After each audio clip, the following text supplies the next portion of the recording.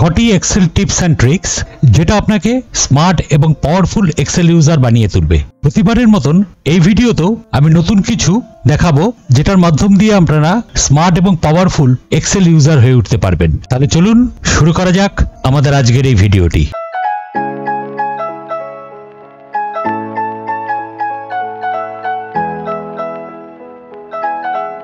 প্রথমত আমাদের এখানে কিছু নাম আছে। এবার যদি বলা হয় যে এই নামগুলোকে সবকটি নামকে একটি সেলের মধ্যে নিয়ে আসার জন্য, আপনারা বলবেন যে এগুলিকে আমরা সবকটিকে সিলেক্ট করে আমরা যদি মার্চ করে দিই তাহলে চলে আসবে। সেটি কখনোই হবে না। তাহলে দেখে নিন কোন ট্রিকের মাধ্যম দিয়ে আমরা সবকটি নামকে একটি সেলের মধ্যে নিয়ে আসব। এর জন্য প্রথমে আমাদের কি করতে হবে, একদম হোম ট্যাবে গিয়ে এখান থেকে যে ক্লিপবোর্ড গ্রুপ আছে তার পাশে দেখুন একটি ছোট্ট বক্স মতন আছে, এটিতে ক্লিক করে নিতে হবে। তাহলে লেফট হ্যান্ড সাইডে ক্লিপবোর্ড পেনটি ওপেন হয়ে যাবে। এইবার এখান থেকে এই নামগুলিকে সবকটিকে সিলেক্ট করতে হবে। করার পর কন্ট্রোল সি দিয়ে কপি করতে হবে। কপি করার পর দেখুন এই জায়গাতে নামগুলি সবকটি চলে এসছে। এবার আপনি যে জায়গায় বা যে সেলের মধ্যে এটিকে পেস্ট করতে চান সেই সেলটিতে ক্লিক করবেন। করার পর এখানটায় ডবল ক্লিক করুন। ডবল ক্লিক করলে দেখুন কার্সারটি এখানটায় শো হচ্ছে। ডবল ক্লিক করবেন, এমনি রাখবেন না, ডবল ক্লিক করবেন, দেখবেন কার্সারটি এখানটায় শো হচ্ছে। শো হওয়ার পর আপনারা যখনই এর পাশে ক্লিক করবেন দেখুন এখানে পেস্ট বলে একটি অপশন আছে। যেই আমরা পেস্টে ক্লিক করে দেবো দেখুন সবকটি নাম একটি সেলের মধ্যে চলে এসেছে। আমরা জাস্ট এখানে এন্টার প্রেস করলাম, দেখুন ম্যাজিক, সবকটি নাম যে আলাদা আলাদা সেলে ছিল সেই সবকটি নাম একটি সেলের মধ্যে সব চলে এসছে। আর এইবার যদি বলা হয় যে আমাদের এখানে যে নামগুলি সব একটি সেলের মধ্যে রয়েছে, এই নামগুলিকে আবার আগের মতনই প্রত্যেকটি সেলে আলাদা আলাদা নিয়ে আসতে হবে। সেটিকে আবার কিভাবে করা যেতে পারে, তার জন্য আমাকে এখানে প্রথমে এই সেলটির মধ্যে আমাকে ডবল ক্লিক করতে হবে।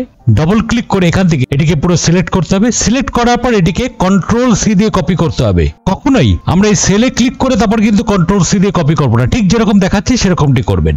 এবার আমি যেখানে নিয়ে আসতে চাই বা যে সেলগুলিতে পরপর এগুলি চলে আসবে আমি সেখানটায় ক্লিক করলাম। ক্লিক করার পর এখান থেকে চলে আসলাম ওপরে, এখানে ক্লিক করে এখান থেকে বলে দিলাম পেস্ট। এবার ম্যাজিক দেখুন আগের মতন প্রত্যেকটি সেলে সবকটি নাম আলাদা আলাদা ভাবে এখানটায় চলে এসেছে। দেখুন এগুলি একটি সেলের মধ্যে সব একসঙ্গে ছিল, ম্যাজিকটি দেখুন এখানে প্রত্যেকটি সেলে আবার আগের মতনই আলাদা আলাদা ভাবে চলে এসছে। এখানে কিছু এমপ্লয়ি নেম দেওয়া আছে এবং এখানে কিছু ডিপার্টমেন্ট দেওয়া আছে। এবার আমাদের কি করতে হবে সেটি হলো যে এইচআর এর আন্ডারে যারা যারা আছে তাদের নামগুলি এইচআর এর আন্ডারে নিয়ে আসতে হবে। আইটির আন্ডারে যারা যারা আছে তাদের নামগুলি আইটির আন্ডারে আনতে হবে। সেলস এর আন্ডারে যারা যারা আছে তাদের নামগুলি সেলস এর আন্ডারে নিয়ে আসতে হবে। তাহলে এটি কিভাবে করা যেতে পারে সেই ট্রিকটি এবার আমরা দেখে নেব। এর জন্য আমাদের সিম্পল ফিল্টার ফাংশনটি ব্যবহার করতে হবে। কিভাবে করব তার জন্য দেখে নিন, ইকুয়াল টু জাস্ট লিখলাম ফিল্টার ফার্স্ট ব্র্যাকেট, এখান থেকে আমরা অ্যারে বলতে এখান থেকে আমরা সম্পূর্ণ এই জায়গাটিকে অর্থাৎ নামগুলি যেহেতু নেবে তার জন্য নামগুলিকে সিলেক্ট করে নিলাম এবং এটিকে F4 কি প্রেস করে ফ্রিজ করে দিলাম, কমা।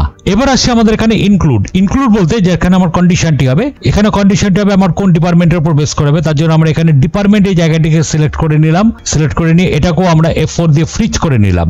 ইকুয়াল টু এবার কোন ডিপার্টমেন্ট অনুযায়ী হবে, যদি এখানে আমরা এইচআর হয় তাহলে আমরা এটিতে ক্লিক করে দিলাম। করার পর এখান থেকে ফার্স্ট ব্র্যাকেট ক্লোজ এন্টার। তাহলে দেখুন ম্যাজিকের মতন এইচআর ডিপার্টমেন্টের আন্ডারে যাদের যাদের নাম আছে সেগুলো এখানটা আলাদা করে চলে এসেছে। আমরা জাস্ট এটিকে চেপে রেখে যদি আমরা ড্র্যাগ করে দিই তাহলে দেখুন এখানে আইটির আন্ডারে যারা যারা আছে তাদের নাম চলে এসেছে, আবার সেলস এর আন্ডারে যারা যারা আছে তাদের নামটি আলাদা আলাদা ভাবে শো হয়ে গেছে। তাহলে এইভাবে আমরা ফিল্টারের মাধ্যম দিয়ে একটা রিপোর্টও জেনারেট করে ফেলতে পারি। ভিডিওটি যদি এখনো পর্যন্ত ভালো লেগে থাকে তাহলে অবশ্যই লাইক আর একটা কমেন্ট করে জানিয়ে দেবেন, আর অবশ্যই চ্যানেলটিকে সাবস্ক্রাইব করে দেবেন। রো আর কলমকে হাইড করে কি করে এটা আপনারা সবাই জানেন।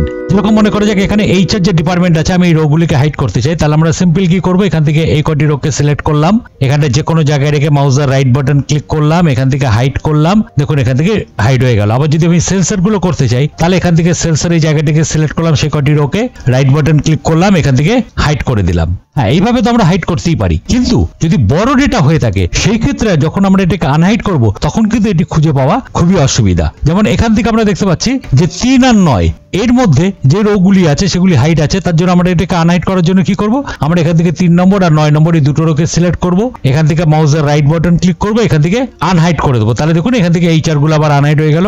একই পন্থায় এখান থেকে আমরা যদি করতে চাই তাহলে এখান থেকে দেখুন যে 10 আর 14 এর মধ্যে যে রোগুলি আছে সেগুলিকে আমাকে আবার আনহাইড করতে হবে। তাহলে আমরা এখান থেকে 10 আর 14 এই দুটোকে সিলেক্ট করলাম, করার পর এখান থেকে রাইট বাটন ক্লিক করলাম, করে এখানে আনহাইড করলাম, তাহলে এখানে দেখুন এগুলি আবার আনহাইড হয়ে চলে এলো। কিন্তু এরকম বড় ডেটা থাকলে আমাদের এইভাবে খুঁজে হাইড বা আনহাইড করা সেটি সম্ভবপর হয়ে ওঠে না। এই প্রসেস ব্যবহার না করে একটি ট্রিক দেখে নিন। যেরকম মনে করা যাক আমাদের এখানে এইচআর যে ডিপার্টমেন্ট আছে এগুলি সবকটা আমাকে হাইড করতে হবে। তার জন্য আমরা কি করলাম, এখান থেকে জাস্ট যতগুলি এইচআর আছে সবকটিকে সিলেক্ট করলাম, করার পর এখান থেকে চলে আসলাম ডেটা ট্যাবে। ডেটা ট্যাবের মধ্যে একদম এখান থেকে দেখুন গ্রুপ বলে একটি অপশন আছে আউটলাইনের আন্ডারে, আমরা গ্রুপে ক্লিক করলাম, করে এখানে বললাম গ্রুপ।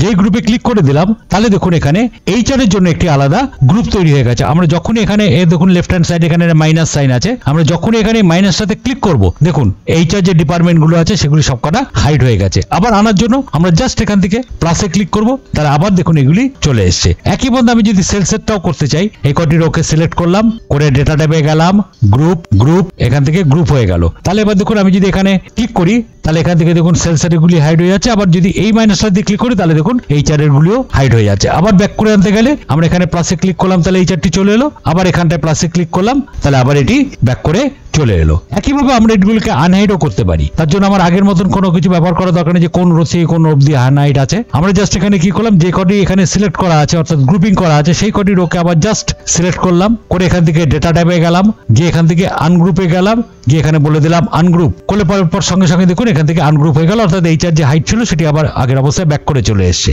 একইভাবে আবার সেলসের যে রোগুলি আছে সেই কটিকে সিলেক্ট করলাম, ডেটা ট্যাবে গেলাম, এখানে আনগ্রুপে গিয়ে আবার বলে দিলাম আনগ্রুপ, তাহলে দেখুন সেলস থেকেও যে গ্রুপিংটি ছিল সেই গ্রুপিংটি উঠে গেছে, উঠে এটা আবার সম্পূর্ণভাবে আনহাইড হয়ে গেছে। ডেটা শর্ট কি করে করতে হয় সেটা তো আপনারা সবাই জানেন, যে আমরা যেরকম এখানে ফিল্টার লাগিয়ে রেখেছি, আমরা যদি এখানটায় ক্লিক করে শর্ট A to Z বা Z to A করি তাহলে কি হবে, এখানটা ধরুন আমি Z to A তে শর্ট করলাম, তাহলে এখানটা কি হলো Z to A তে শর্ট হয়ে গেল। এবং খালি এটা শর্ট হয়নি, আমরা যে নামের উপর বেস করে শর্ট করেছি তা নয়, এখানে পুরো রো ধরে শর্ট হয়ে গেছে, মানে নামের সঙ্গে এদিকে ডিপার্টমেন্ট এদিকেও শর্ট হয়ে গেছে। আমরা যদি আবার এখান থেকে করে দিই, ধরুন A to Z করে দিই, তাহলে দেখুন এখানে পুরো নাম ধরে অর্থাৎ পুরো জায়গাটি ধরে কিন্তু শর্ট হচ্ছে, পুরো রেকর্ড ধরে শর্ট হচ্ছে। পার্টিকুলার আমি যে কলামের উপর করছি সেই কলামটি তো শর্ট হচ্ছেই, তার সঙ্গে পাশের কলামটিও শর্ট হয়ে যাচ্ছে। কিন্তু এখানে আমরা একটু আলাদা কিছু করতে চাইছি। কিরকম, যে মনে করা যাক এখানে যে এমপ্লয়ি নেম আছে এই জায়গাটিকে আমি শর্ট করব, কিন্তু এই জায়গাটির উপর শর্ট করার জন্য আমার এই পাশের যে রেকর্ডস গুলো আছে এগুলি যেরকম আছে সেরকমই থাকবে, এগুলো কিন্তু এর সঙ্গে শর্টিং হবে না। আমি যদি সেরকম কোনো পন্থা অবলম্বন করতে চাই সেটি কিভাবে করতে পারি, আমরা প্রথমে এখানে এই নামগুলিকে সিলেক্ট করলাম, এখানে মাউসের রাইট বাটন ক্লিক করলাম, করার পর নিচে এখানে দেখুন শর্ট লেখা আছে, শর্টের থেকে আমরা এখান থেকে নিচে চলে এলাম কাস্টম শর্ট। কাস্টম শর্টে ক্লিক করলেই দেখুন এখানে একটি বক্স চলে আসছে শর্ট ওয়ার্নিং। আমরা এখান থেকে ক্লিক করতে হবে continue with the current selection. আমি যদি এটাতে ক্লিক করে শর্টে ক্লিক করে দিই তাহলে এবার ম্যাজিকটি দেখুন, তাহলে ম্যাজিকটি হলো যে এমপ্লয়ি নামের উপর হবে, এবার কি অর্ডারে হবে সেটা আমাকে বলতে হবে, Z to A না A to Z। মনে করা যাক আমরা চাইছি Z to A, জাস্ট এখানে ওকেতে ক্লিক করে দিলাম, ক্লিক করলে দেখুন ম্যাজিক, এখানে দেখুন খালি এমপ্লয়ি নেম গুলো শর্ট হলো, কিন্তু এর পাশে যে ডিপার্টমেন্ট আছে সেটি কিন্তু যেরকম ছিল সেরকমই রয়ে গেছে, এটি কিন্তু শর্ট হয়নি। তার মানে এখানে কেবলমাত্র আমরা যদি সিলেক্টেড কলামকে শর্ট করতে চাই সেটার জন্য আমরা এই পন্থা অবলম্বন করতে পারি। এবার মনে করা যাক আমার এখানে এরকম কিছু ডেটা আছে, এবার এখানে যে 107 এই যে ডেটাটি আছে এটা কি আমরা চাইছি 101 আর 102 এই দুটো ডেটার মাঝখানে নিয়ে যাওয়ার জন্য। নর্মালি আমরা যেটা করে থাকি সেটা কি করি, আমরা এই দুটো রোর মাঝখানে একটা রোকে ইনসার্ট করি, তার জন্য এখানটা আমরা রাইট বাটন ক্লিক করে এখান থেকে আমরা ক্লিক করি ইনসার্ট, তাহলে একটা ব্ল্যাঙ্ক রো এসে গেল। এবার এখান থেকে আমরা নর্মালি কি করি, এটিকে সিলেক্ট করি, করে এখান থেকে কন্ট্রোল এক্স দিয়ে কাট করি, কাট করে এখানটায় নিয়ে গিয়ে এটাকে গিয়ে পেস্ট করে দিই কন্ট্রোল ভি, এবং এখান থেকে যে রোটি আছে এটিকে আমরা এখান থেকে সিলেক্ট করে আমরা এখান থেকে ডিলিট করে দিই। কিন্তু এই প্রসেসটি কিন্তু অনেক লেন্দি প্রসেস, এটিকে খুব তাড়াতাড়ি শর্টকাটে এটিকে করে ফেলা যেতে পারে। তাহলে এটিকে কিভাবে করব, আমরা প্রথমে এখানে কি করলাম, এই রোটিকে আমরা সিলেক্ট করলাম এই জায়গাটিকে, এইবার কিবোর্ড থেকে শিফট কি প্রেস করে, শিফট কি মাথা রাখবেন, করে আমরা যদি এই জায়গাটাতে নিয়ে আসি, দেখুন এটি 4 মাথা আরো দেখাচ্ছে। এবার এটিকে আমরা যদি চেপে রেখে শিফট কি প্রেস করার অবস্থায় দেখুন একটি ডার্ক লাইন আপ ডাউন করছে, অর্থাৎ যে জায়গায় আমি নিয়ে যেতে চাই ওটি সেখানটায় গিয়ে অটোমেটিক শিফট হয়ে যাবে এবং সেখানে দেখুন এটি অটোমেটিক নিয়ে নিচ্ছে। তাহলে আমরা কোথায় নিতে চাই, আমরা নিতে চাই 1 আর 2 এর মাঝখানে, অর্থাৎ 101 আর 102 এর মাঝখানে। তাহলে আমরা এই জায়গাটায় নিয়ে গিয়ে আমরা জাস্ট এদিকে ক্লিক করে দিলাম এবং শিফটটি ছেড়ে দিলাম, তাহলে দেখুন এখান থেকে নিচ থেকে এটি শিফট হয়ে এটি উপরে চলে গেল। এছাড়াও একের বেশি ডেটাকে যদি আমরা নিয়ে যেতে চাই তাহলে মনে করা যাক এই দুটিকে নিতে চাই, আমরা এই দুটিকে একসঙ্গে সিলেক্ট করলাম, এটিকে নিতে চাই আমরা 100 আর 101 এর মাঝখানে। একই পন্থা এখানে শিফট কি প্রেস করে আমরা এখানটা নিয়ে এলাম, দেখুন 4 ফরওয়ার্ডের একটা অ্যারো দেখাচ্ছে মাউস পয়েন্টারটি, এটিকে চেপে রেখে আমরা একইভাবে একদম 101 আর 101 এর মাঝখানে এখানে এনে ছেড়ে দিলাম। তাহলে আমাকে এখানে কি করলাম, অটোমেটিক এই দুটি শিফট হয়ে এখানটায় চলে এলো। তার জন্য আমাকে নতুন কোনো রো ইনসার্টও করতে হলো না, বা আলাদাভাবে কোনো রোকে আবার ডিলিট করতে হলো না, এবং কাট কপি বা পেস্ট কোনোটি করতে হলো না। খুব শর্টকাট পদ্ধতিতে এই কাজটি হয়ে গেল। এবারের ট্রিকটি বিগিনারদের জন্য খুবই উপকারী, কারণ আমরা যখন কোনো কাজ করি তখন কোন অপশনটি এখানে কোন ট্যাবের আন্ডারে আছে সেটি আমাদের খুঁজে বার করতে হয় বা সবসময় আমাদের পক্ষে মনে রাখা সম্ভবপর হয় না। সেই ক্ষেত্রে আমরা কিভাবে এই ট্রিকটির মাধ্যম দিয়ে আমরা খুব তাড়াতাড়ি কাজটি করে নিতে পারবো। জাস্ট আমাকে খালি অপশনটি মনে রাখতে হবে, বাট অপশনটি কোন ট্যাবের আন্ডারে আছে সেটি আমার না মনে রাখলেও চলবে। মনে করে যাকে এখানে আমার যে রেকর্ডসগুলি আছে তার মধ্যে থেকে আমাকে ডুপ্লিকেট রেকর্ডগুলি খুঁজে বার করতে হবে বা বাদ দিতে হবে। তখন আমরা কি করতে পারি, আমরা এখানে পুরো রেকর্ডটিকে সিলেক্ট করলাম, পুরো ডেটাটিকে সিলেক্ট করলাম, করে এখান থেকে মাউসের রাইট বাটন ক্লিক করে আমরা এখান থেকে সার্চ দ্য মেনুস এখানটা ক্লিক করে আমরা যদি টাইপ করি এখানে দেখুন রিমুভ ডুপ্লিকেটস, এখানে রিমুভ ডুপ্লিকেটস চলে এসেছে, এখানে ক্লিক করে দিলাম, করার সঙ্গে সঙ্গে রিমুভ ডুপ্লিকেটস চলে এলো। আমরা জাস্ট এখান থেকে ওকেতে ক্লিক করে দিলাম, কিন্তু এখানে যেহেতু কোনো ডুপ্লিকেট নেই সেই জন্য এখানে বলেছে নো ডুপ্লিকেটস ভ্যালু ফাউন্ড। কিন্তু যদি ডুপ্লিকেট থাকতো তাহলে আমরা এটার মাধ্যম দিয়ে আমরা ডুপ্লিকেট ভ্যালুগুলোকে রিমুভ করে দিতে পারতাম। এবার মনে করা যাক আমাদের একটা অনেক বড় ডেটা আছে, সেই ডেটার থেকে আমার পার্টিকুলার যেটি সিলেক্ট করবো সেই জায়গাটুকু প্রিন্ট করতে হবে। মনে করা যাক আমরা চাইছি এখানে 104 আর 105 এই দুটি রেকর্ড প্রিন্ট করার জন্য আমরা এটাকে সিলেক্ট করলাম, করে এখান থেকে মাউসের রাইট বাটন ক্লিক করলাম, সার্চ দ্য মেনুতে জাস্ট আপনাকে খালি অপশনটি মনে রাখতে হবে। সার্চ দ্য মেনুতে আমরা লিখলাম প্রিন্ট, তাহলে দেখুন এখানে সেট প্রিন্ট এরিয়া চলে এসছে। আমরা সেট প্রিন্ট এরিয়াতে ক্লিক করে দিলাম, ক্লিক করে দেওয়ার সঙ্গে সঙ্গে এবার যদি আমরা এখান থেকে কন্ট্রোল পি করি তাহলে দেখুন এখানে আমরা ঠিক যে দুটি রেকর্ডকে সিলেক্ট করেছিলাম খালি সেই দুটি রেকর্ডই প্রিন্টের জন্য এখানে প্রিভিউতে দেখিয়ে দিচ্ছে।